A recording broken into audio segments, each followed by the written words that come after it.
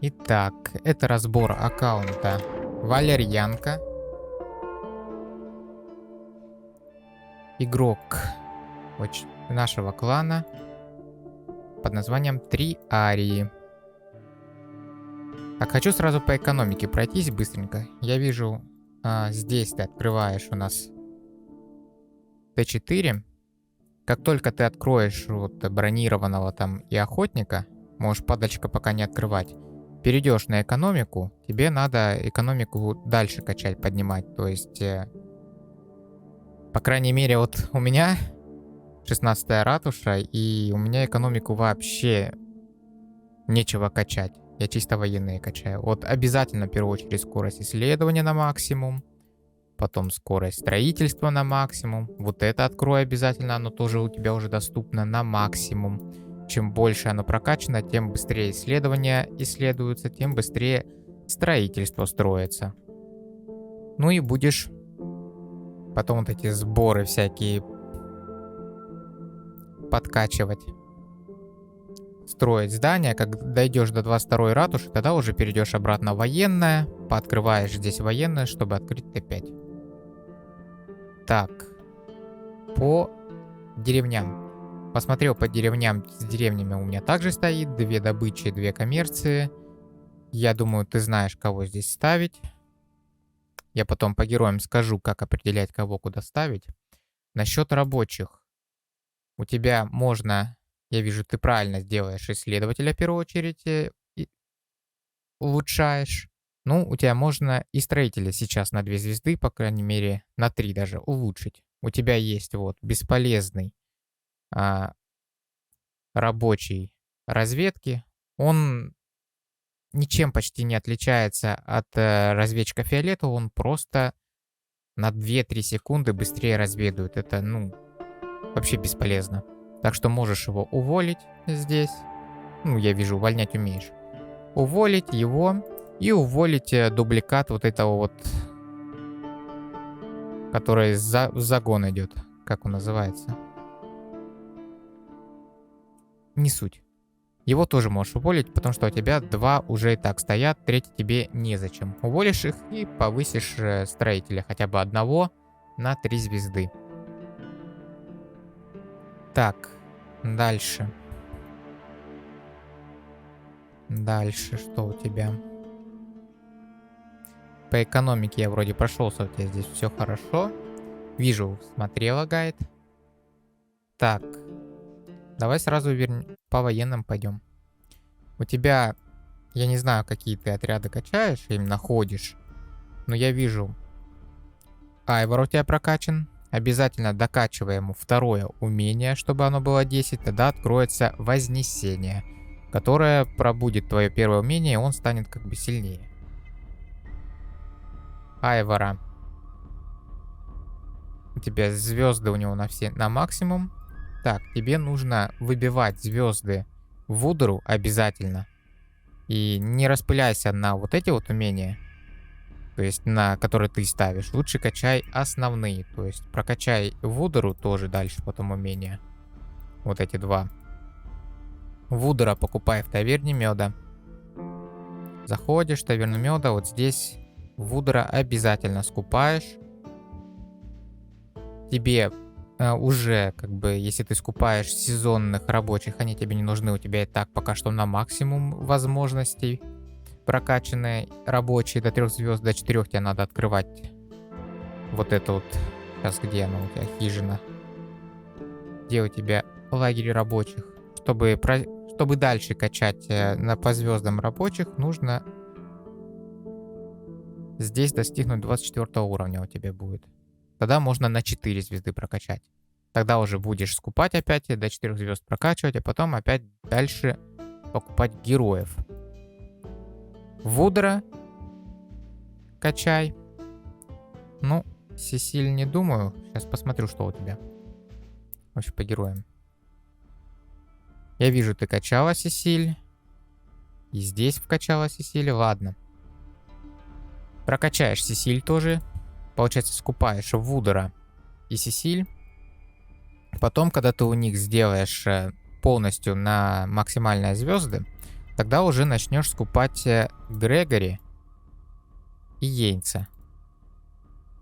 Скорее всего, если ты будешь активно как бы в лагере рабочих вот эти заказы делать, то у тебя будет хватать как бы в неделю и Йенса скупить на максимум, и Грегори скупить на максимум, так что ничего страшного не будет.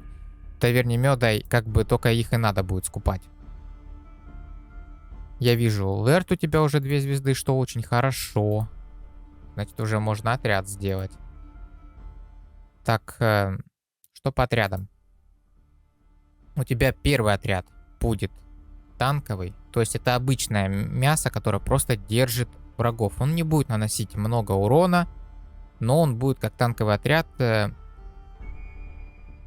Если ты будешь правильно им командовать, то есть его отправлять в бой первыми, то он как бы на себя всех сагрит, всех на себя возьмет, его будут бить, он будет очень жирный отряд, а твои как бы атакующие отряды будут просто мало получать урона и много урона наносить. Первый отряд у тебя будет это Лерт плюс Вудер. Объясню почему. Из-за щитов. Первое умение Вудера, оно накладывает щит. После пробуждения, ну вообще 700 фактор щита, это очень много. Это он щит, он вот на вот эту вот единицу, он уменьшает урон. То есть чем меньше урона под щитом, тем как бы дольше живет отряд. Второе умение, это каждый раз, когда цель получает урон от активного умения, урон от контратаки увеличивается.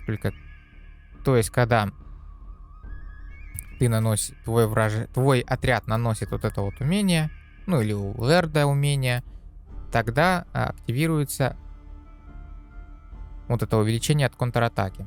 У тебя я видел умения, которые можно усилить эту контратаку. Так что смотри, первое. Это отражатель щита. Он увеличивает урон контратаки на 39%, когда развернутый отряд находится под щитом. А у тебя Вудер дает щит.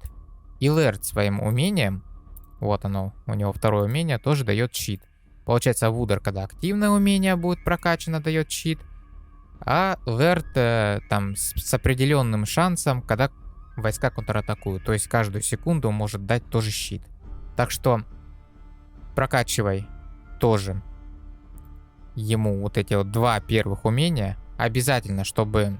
Желательно сначала второе вот это умение ему прокачай. Потом можешь уже первое начинать. Так что сосредоточься не на второстепенных, которые ты ставишь умения, а именно на основных для героев, чтобы они пробудились. Лерт и Вудер — это пикинеры. Сейчас еще поставим тебе умения дальше им. Так, что у тебя есть? У тебя есть глушитель, огненная детонация. Ага. С умениями все не так радужно. Вижу, умений мало. Так, получает 31 ярости. Каждую секунду в течение 20 срабатывает после входа в битву. Вот это мы можем сделать тоже.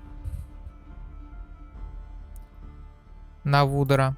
Оно без разницы. Лерда, Вудера. Чем больше ярость накапливается, тем быстрее его умение как бы первое работает.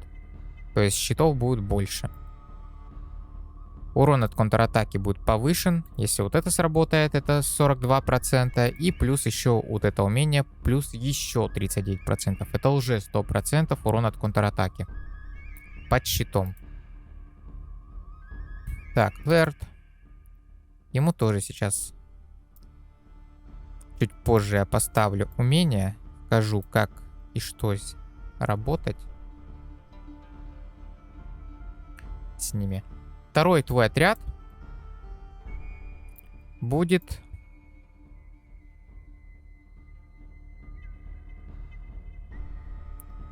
Что тут у тебя есть? Сесиль плюс Йенс. У тебя Йенс самый прокачанный, так что вот он будет у тебя стоять Сесиль. Это отряд пехоты.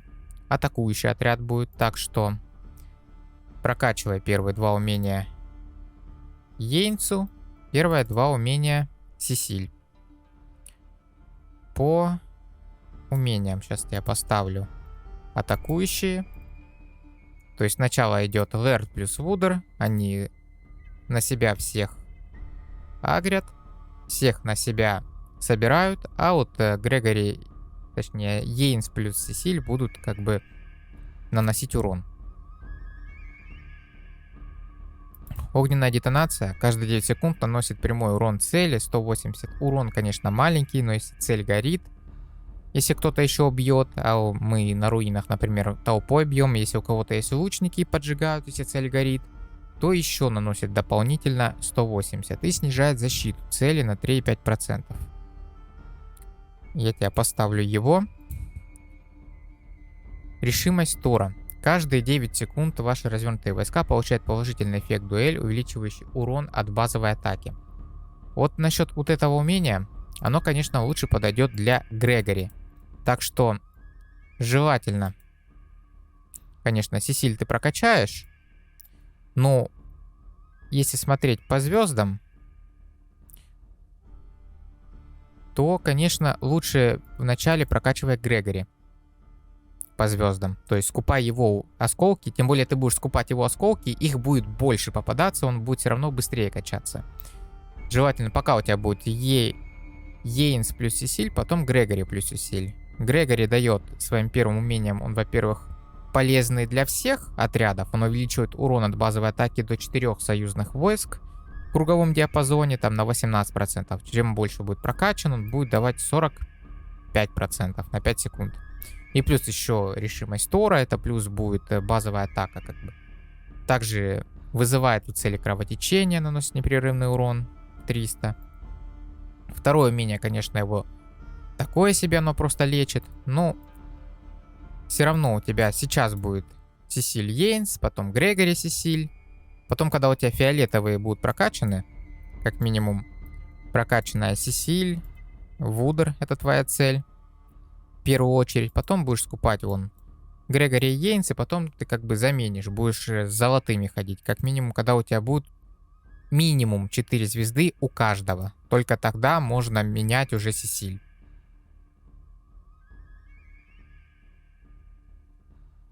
Так, еще. Ну, пока что я поставлю это умение, потому что Сесиль тоже своими умениями дополняет, увеличивает полученный ей урон от автоатак. Автоатака это тоже самая базовая атака, как и Грегори дополняет.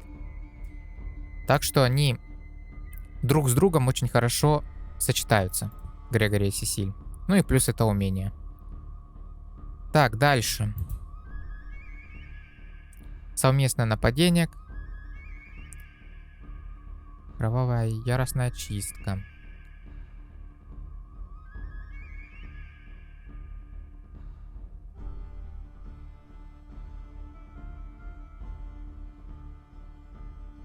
Можно вот это поставить. Наносит прямой урон один раз. Коэффициент 289. Цели каждые 12 секунд. Просто урон будет я наносить. И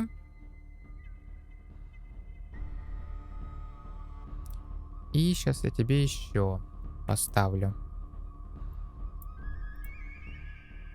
Так.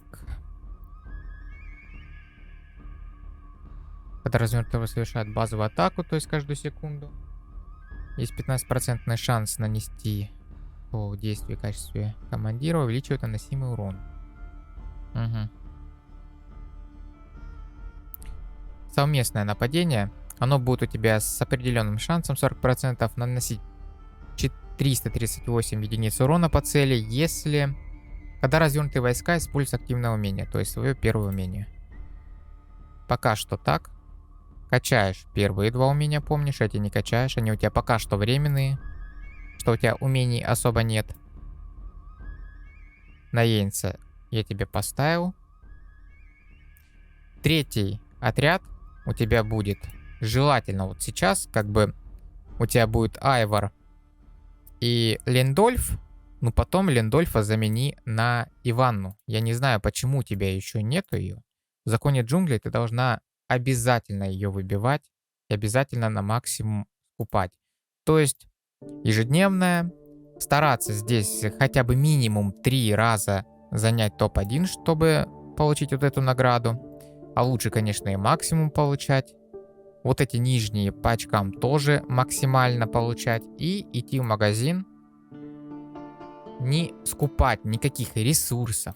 Ничего. Это просто бесполезнейшая трата, которую ты совершишь. И самую большую ошибку. Обязательно все, что ты копишь, все на Иванну. Это отличный золотой герой, который очень хорошо себя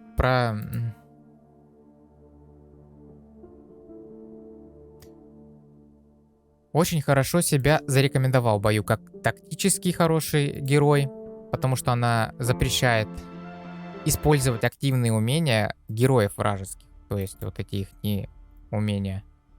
Плюс еще у тебя есть такое умение, оно как раз к ней очень хорошо подойдет, это глушитель.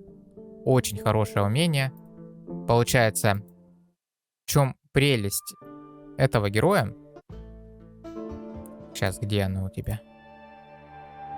Так, вот она. То есть первая звезда, когда ты ее прокачаешь хотя бы на одну звезду, она уже будет тактически лучше, чем другие. Вот когда целевые войска находятся под действием молчания, то есть когда на врага молчание накладывается, это накладывает глушитель, это накладывает и Иванна своим первым активным умением, то есть шанс 50% уменьшить ярость целевых войск на 37. То есть она еще уменьшает ярость. Если сюда глушитель поставить, так вообще будет ярость очень много уменьшать.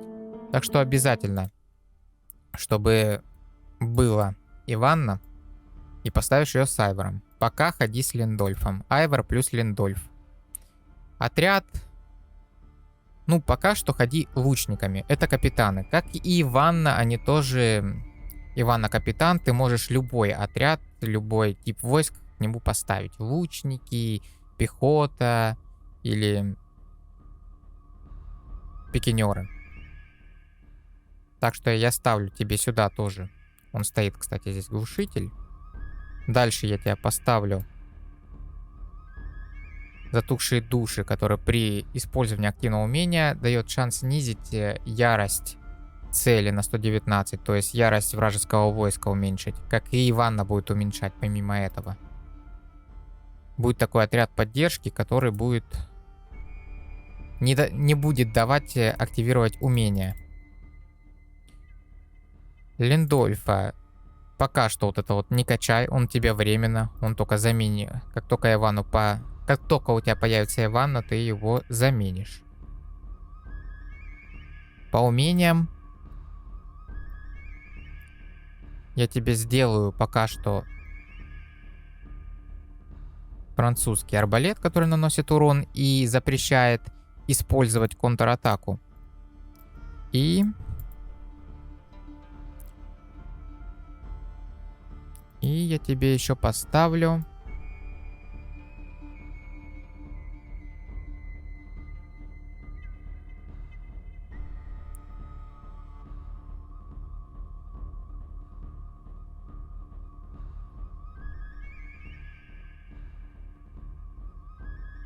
вот это умение на урон. Так что вот твои отряды. Насчет дальше идет звери. Лерду, да. Лерду надо и Вудеру ставить зверей, которые увеличивают защиту и выживаемость пикинеров. Желательно пикинеров искать. Вот у тебя есть УЗ пикинеров, там иногда защита, вот на них поставишь. У Лерда уже стоит, у Вудера я не знаю, стоит у тебя, не стоит. Что у тебя стоит? Правильно стоит. Потому что это защитный отряд. Дальше. Йейнс. У тебя защита пехоты, защита войск. Желательно поставить на атаку, потому что у тебя Сесиль наносит много урона, как и Йейнс наносит много урона. Так что если будет у тебя на что-нибудь на атаку, ставь именно на Йейнса и Сесиль, а не на защиту. Так, дальше. По талантам. Йейнс и Сесиль у тебя атакующие. Все, не качай. Идешь атака пехоты. Атака войск. То есть потом сбросишь умение. Атака пехоты. Выживаемость пехоты. То есть защиту качаешь в последнюю очередь. Твоя цель разогнать атаку, общую атаку, общую выживаемость именно пехоты и общую. А потом на оставшиеся очки там уже можно будет забрать и защиту пехоты. Рассчитывай, что у тебя 59 очков будет до максимального уровня. То есть по 5 штук будешь считать. Также и у Йенса. Атаку пехоты, общую атаку войск, выживаемость, общую выживаемость. И вот так качаешь.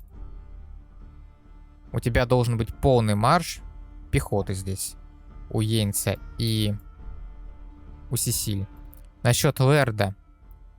Тут все противоположно. Это у нас защитники, значит им нужна защита пикинеров, выживаемость пикинеров. И потом, когда уже везде ты сделаешь защиту, выживаемость пикинеров и общую защиту и выживаемость, там можно уже добрать атаку пикинеров. Также и у Вудера. Так как он тоже в защитниках. Дальше. Айвар с Иванной, Айвар с Линдольфом, без разницы. Смотря какой тип войск ты поставишь. У тебя уже есть отряд пехоты, у тебя уже есть отряд пикинеров. Думаю, накладно будет еще пикинеров брать или еще там брать пехоту. Скорее всего, ты поставишь лучников. Так что, если это лучники, то обязательно нужна атака лучников. Атака войск, потому что лучники наносят максимальный урон, и чем больше ты их усилишь, тем больше как бы будет. Также ОЗ войск, выживаемость войск, выживаемость лучников, защита лучников. Все, короче, на лучника уберешь. И на защиту выживаемость. Чтобы этот отряд поддержки жил долго. Так. С этим все. В будущем, когда у тебя будут другие герои, как бы я тебе скажу, какие можно прокачать отряды. Другие отряды будут меняться, потому что герои будут другие, новые появляться. Пока что у тебя вот так. Твоя цель Сесиль и Вудер прокачать на максимум. Открыть этим троим героям пробуждение. Золотые осколки только в Вудера, ни в кого больше. Только Вудера качаешь. Когда откроешь пробуждение у фиолетовых, тогда можешь качать Грегори и Йенса. Именно скупать в таверне меда их не осколки. По кузнице. Я тебе сейчас поставлю в избранное на пехоту, на пикинеров и на лучников лучшее снаряжение, которое нужно каждому герою. Допустим, вот Лэрд Вудер, только такой тип экипировки на пикинеров. Это на пикинеров молот бивня правильно стоит. То есть на Лэрда и Вудера. Дальше. Я тебе сейчас скажу. Так, берем сюда. Снаряжение монстров.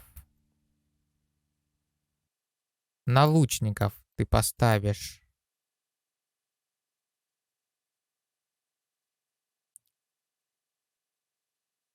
лук жадности.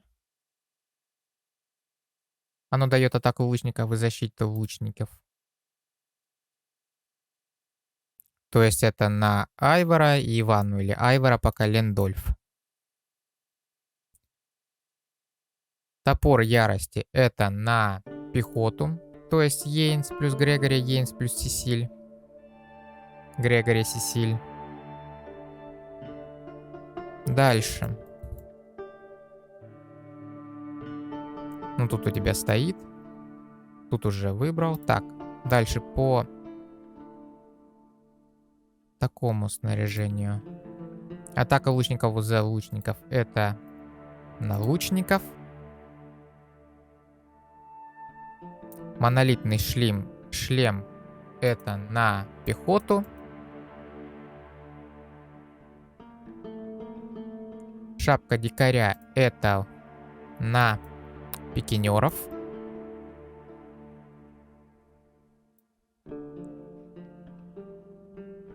Плита магмы — это на лучников.